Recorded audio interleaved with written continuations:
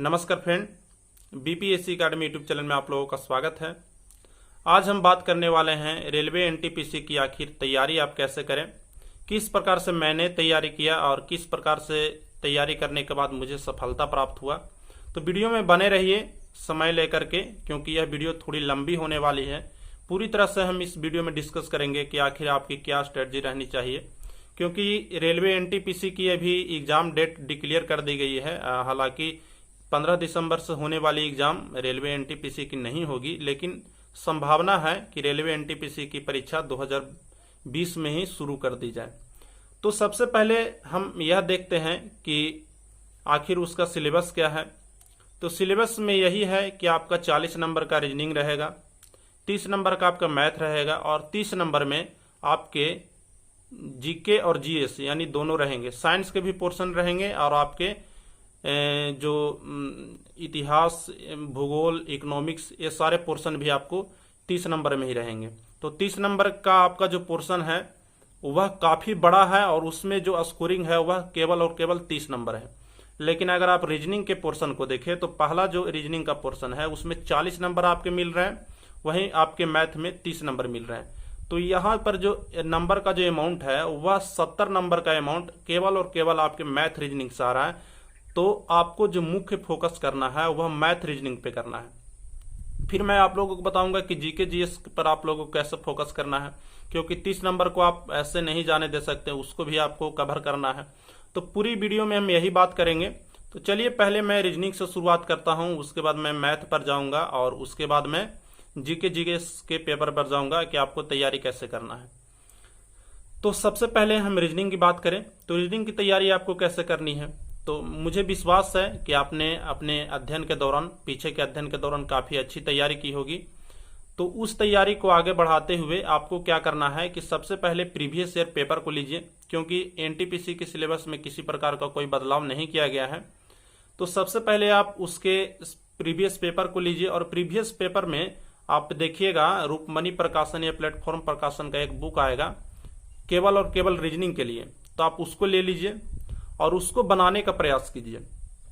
जब आप बनाने के प्रयास कीजिएगा तो आप देखिएगा कि मान लीजिए कोई रीजनिंग है सीटिंग अरेंजमेंट का और उस टाइप का रीजनिंग आपका सोल्व नहीं हो रहा है, तो आप क्या कीजिए, एक रीजनिंग का स्पेशल बुक रखिए, उसमें जाकर उस सीटिंग अरेंजमेंट का जो टॉपिक है उसको क्लियर कर लीजिए। फिर मान लीजिए कि आप पे कोई ब्लड रिलेशन का क्वेश्चन देख रहे हैं, उसको समझ नहीं आया, तो आप पे रूपमणि प्रकाशन में आप लोगों को लास्ट में बनाया हुआ भी रहेगा।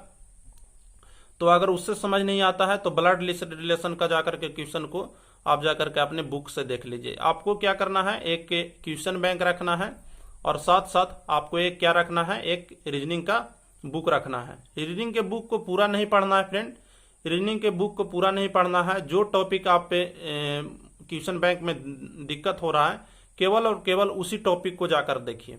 तो आपके पास बिल्कुल भी समय ज़्यादा नहीं है। अगर आप समय को बर्बाद करेंगे तो आप 2 महीना का समय भी खत्म हो जाएगा और काफ़ी लंबा सिलेबस भी है, तो आपका कुछ नहीं हो पाएगा।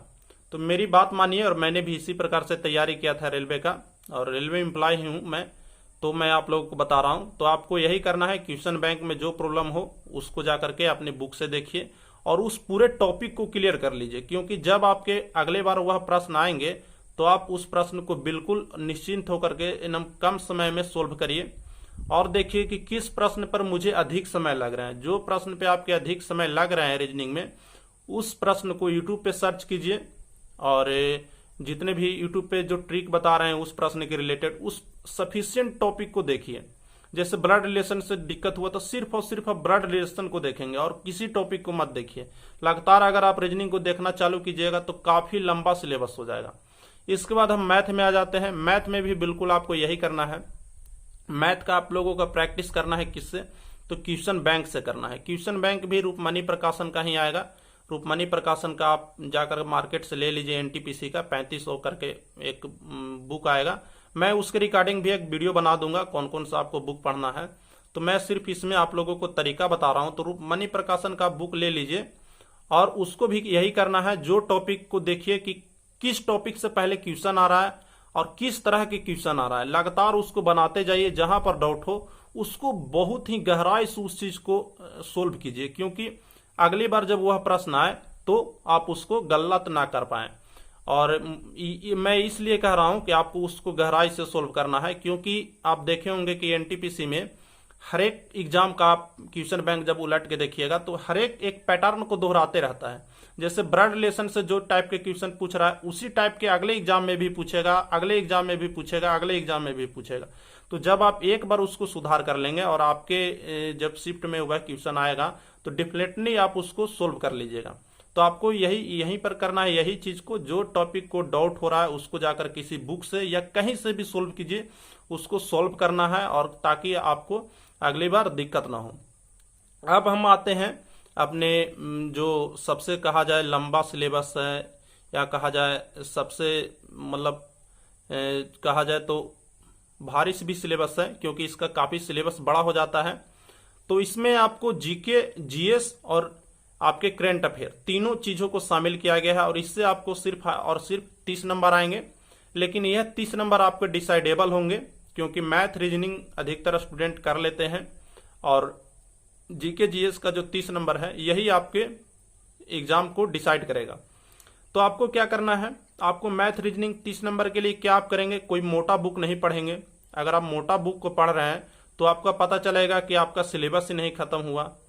आप पे लूसेंट के ऑब्जेक्टिव को नहीं पढ़ेंगे। लूसेंट के ऑब्जेक्टिव को मैं इसलिए नहीं पढ़ने के लिए कह रहा हूं क्योंकि आपके पास अब समय पर्याप्त नहीं है। कोई भी आप अदर बुक नहीं पढ़ेंगे, जो मैं आपको बता रहा हूं सिर्फ और सिर्फ आप उतना कीजिए। अगर मान लीजिए कि आपके 2 नंबर यहां से कम भी आ रहे हैं, अगर आप मान लीजिए कि आप जीके जीएस में 2 कम स्कोर भी कर पा रहे हैं, तो आप मैथ और रीजनिंग में समय देकर वहां पर 10 नंबर ज्यादा स्कोर कर पाइएगा। यानी कि आपको इस बात का टेंशन नहीं लेना है कि हाँ मैं जीके में थोड़ा सा कम तैयारी कर रहा हूं, तो आप वहां उस चीज को मैनेज कर लीजिएगा मैथ रीजनिंग में। तो आपको कोई भी मोटा बुक नहीं पढ़ना है, आपको वैसे बुक को पढ़ना है जिसको आप 2 महीनों में कम पर 2 बार जरूर पढ़ लें। एक बार आप उसको पढ़ लीजिएगा, फिर उसको रिवीजन कर लीजिएगा। तो जो चीज को आप पढ़ेगा उसको आपको रिवीजन भी करना है। तो आपको पढ़ना है स्पीडी, जी बिल्कुल मैं सही कह रहा हूं, आपको पढ़ना है स्पीडी, और आपको पढ़ना है सफिशिएंट टॉपिक। जैसे कि आपको जो इजी लगता है, जैसे आप लूसेंट में उसी टॉपिक को पढ़िए जो आपको इजी लगता है। जैसे सबसे अधिक अगर प्रश्न बनते हैं तो वो प्रश्न बनते हैं मॉडर्न हिस्ट्री से, तो आप क्या करिएगा, लूसेंट के मॉडर्न हिस्ट्री को सिर्फ पढ़िए। और उससे थोड़ा अगर आप ज्यादा पढ़ना चाहते हैं, ज्यादा समय देना चाहते हैं, तो मिडाइवल हिस्ट्री को भी पढ़ सकते हैं, यानी कि आधुनिक भारत और मध्यकालीन भारत को आप उसमें से पढ़ लीजिए। उसके बाद उसके नोटेड पॉइंट को करते जाइए अगर आपके पास समय है तो। और अगर उससे भी ज्यादा समय है तो आप जाकर के उसके प्राचीन भारत को पढ़ सकते हैं, लेकिन प्राचीन भारत से प्रश्न बहुत ही कम आते हैं। अगर आप पे एनटीपीसी में अगर हम देखें कि हिस्ट्री के कितने प्रश्न होते हैं, तो हिस्ट्री से कुल 8 से 10 प्रश्न होते हैं। 8 से 10 प्रश्न में 4 प्रश्न आपके मॉडर्न हिस्ट्री से ही हो जाते हैं। तो आपके 4 प्रश्न मॉडर्न हिस्ट्री से क्लियर हो जाएंगे। मिडाइवल हिस्ट्री से 3 प्रश्न रहेंगे लगभग, और 1 प्रश्न आपके प्राचीन भारत से रहेगा। तो आपको जो 4 नंबर का जो टॉपिक हो रहा है कंप्लीट आपके लूसेंट से, वह तो पूरी तरह से कंप्लीट हो जाएगा। और अगर आप मिडाइवल हिस्ट्री और एशियंट हिस्ट्री यानी कि मध्यकालीन भारत और प्राचीन भारत, यह जो टॉपिक आपको लूसेंट से छूट रहा है, उसको आप क्या करिएगा कि जब आप स्पीडी को पढ़िएगा तो वहां से भी क्लियर हो जाएंगे। क्योंकि जो एनटीपीसी में एग्जाम में जो प्रश्न पूछे जाते हैं वो बहुत भारी नहीं पूछे जाते हैं। आपके प्रश्न घुमा फिरा के वही चीज को पूछा जाता है जो प्रचलित हो। तो आप इस चीज को करिए। हिस्ट्री के लिए आपको मॉडर्न हिस्ट्री आपको लूसेंट से कंप्लीट करना है, और बाकी चीजों को आपको स्पीडी को रोज पढ़ते ही रहना है। उसके बाद है भूगोल के लिए। तो भूगोल के लिए आपको कहीं पर माथा मारने की जरूरत नहीं है। 6 से 7 प्रश्न आपके भूगोल से भी आएंगे। तो आपको इसके लिए क्या करना है, स्पीडी में देखिएगा भूगोल के लिए ज्ञान संग्रह करके एक कॉलम बना हुआ रहेगा, वहां पर से जाकर के आप भूगोल को कंप्लीट कर लीजिए। और जो भी डाउटेड आ रहे हैं उसको आप जाकर के वहां से कंप्लीट कर लीजिए। और आपको क्या करना है, क्वेश्चन बैंक लेना है। इसमें भी आपको क्वेश्चन बैंक लेना है, और भूगोल से रिलेटेड जितने भी टॉपिक हैं, जितने भी प्रश्न आए हैं, उसको आपको क्लियर करना है। आपको क्वेश्चन बैंक हमेशा अपने साथ रखना है, और क्वेश्चन बैंक मैं आप लोगों को दिखाऊंगा भी कौन वाला आपको लेना है। तो उसको आपको वहां से क्लियर करते रहना है, प्रश्नों को कौन प्रश्न आया है, यह सबसे महत्वपूर्ण हो जाता है आपके लिए। तो आपको क्वेश्चन बैंक लेना है रूपमनी वाला। उसके बाद पॉलिटी छोटा सा टॉपिक है, तो आप चाहे तो लूसेंट से भी कंप्लीट कर सकते हैं, लूसेंट ही बेस्ट रहेगा और आपको किसी प्रकार के और कोई दिक्कत नहीं होगा। साइंस के पोर्शन को आप चाहें तो लूसेंट से कंप्लीट कर सकते हैं, और एसपीडी का साइंस भी आप चाहें तो देख सकते हैं। एसपीडी का साइंस भी आप 1-2 पेज रोज पढ़ सकते हैं, तो वे दोनों यहां से आप कर लीजिएगा। फिर आपका इकोनॉमिक्स, तो इकोनॉमिक्स पढ़ने का कोई ज़रूरत नहीं है आपके फ्रेंड। आपके कुछ प्रश्न लूसेंट में भी आपको इकोनॉमिक्स के मिल जाएंगे जो आपको बहुत चर्चित हो, और वही प्रश्न आपको एग्जाम में भी पूछा जाएगा। अगर मान लीजिए 1-2 प्रश्न आपके एग्जाम में इकोनॉमिक्स से पूछे भी जा रहे हैं, अगर आप उसको नहीं भी बना पा रहे हैं तो कोई दिक्कत नहीं है, क्योंकि आपके 1 नंबर पर जो दिया गया समय है जो कहीं आपके 10 नंबर को बढ़ा सकता है, जैसे मैथ रीजनिंग में आपके 10 नंबर बढ़ सकते हैं। तो इकोनॉमिक्स के लिए आपको लूसेंट नहीं पढ़ना है और ना ही कोई अदर बुक पढ़ना है, केवल और केवल आपको पढ़ना है एसपीडी। एसपीडी में भी इकोनॉमिक्स का सेक्शन होता है, आप उसको जाकर पढ़िए। और एसपीडी से रिलेटेड मैं एक वीडियो बना दूंगा कि आपको एसपीडी को कैसे पढ़ना है, तो इसके लिए आप नीचे कमेंट करिएगा कि हाँ आप इसके रिलेटेड कोई वीडियो बनाइए। तो इकोनॉमिक्स का सेक्शन कंप्लीट हो जाता है। साइंस का सेक्शन मैंने कंप्लीट कर दिया। हिस्ट्री के लिए मैंने आप लोगों को बता दिया। इकोनॉमिक्स ज्योग्राफी के लिए मैंने आप लोगों को बता दिया। अब रह गई बात करेंट अफेयर की। तो करेंट अफेयर कहाँ से पढ़ना है, तो ये जो मैंने आप लोगों को 30 नंबर का बताया, इस 30 नंबर में से सिर्फ और सिर्फ 20 नंबर ही होंगे जो जीके और जीएस से होंगे। 10 नंबर का जो सेक्शन होगा वह आप लोगों को करेंट अफेयर से होगा।